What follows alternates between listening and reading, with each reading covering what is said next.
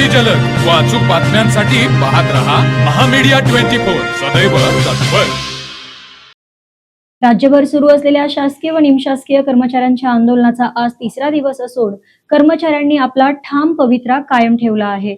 विविध प्रलंबित मागण्यांसाठी सुरू केलेल्या आंदोलनामध्ये कर्मचारी मोठ्या संख्येने सहभागी झाले असून कामकाज पूर्णपणे ठप्प झाले आहे। हातकणंगले तालुक्यातील शासकीय कार्यालयामध्ये आजही शांतता पसरलेली दिसून आली। अनेक कार्यालयांमध्ये कर्मचारी अनुपस्थित असल्याने नागरिकांची कामे रखडली असून सामान्य जनतेला याचा मोठा फटका बसत आहे। दाखले, परवाने, शासकीय सेवा यासाठी आलेल्या नागरिकांना रिकाम्या हाताने परत जावे लागत आहे। कर्मचाऱ्यांच्या प्रमुख मागण्यांमध्ये जुनी पेन्शन योजना लागू करणे, रिक्त पदे तातडीने भरणे तसेच वेतन व सेवा शर्तीबाबतचे प्रश्न मार्गी लावणे यांचा समावेश आहे। शासनाने या मागण्यांकडे गांभीर्याने लक्ष देऊन त्वरित निर्णय घ्यावा अशी कर्मचाऱ्यांची भूमिका आहे। दरम्यान आंदोलन अधिक तीव्र करण्याचा इशाराही कर्मचाऱ्यांनी दिला असून शासनाकडून सकारात्मक प्रतिसाद मिळेपर्यंत आंदोलन सुरूच ठेवण्याचा निर्धार व्यक्त करण्यात आला आहे।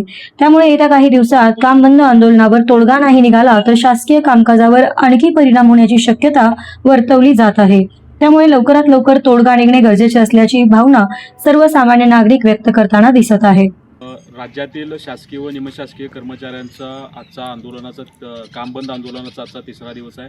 हातकणंगलेमध्ये सुद्धा आज सर्व शासकीय कार्यालयांमध्ये शांतता पाहायला मिळाली। आज तागायत आंदोलनावरती, काम बंद आंदोलनावरती कुठलाही तोडगा सरकारकडून काढण्यात आलेला नाही। त्याच्यामुळे याचा परिणाम एकंदरीतच सर्व कामकाजावरती होताना आपल्याला दिसत आहे। आज देखील सर्व शासकीय कार्यालयांमध्ये एकंदरीत सगळी शांतता पाहायला त्या ठिकाणी मिळाली।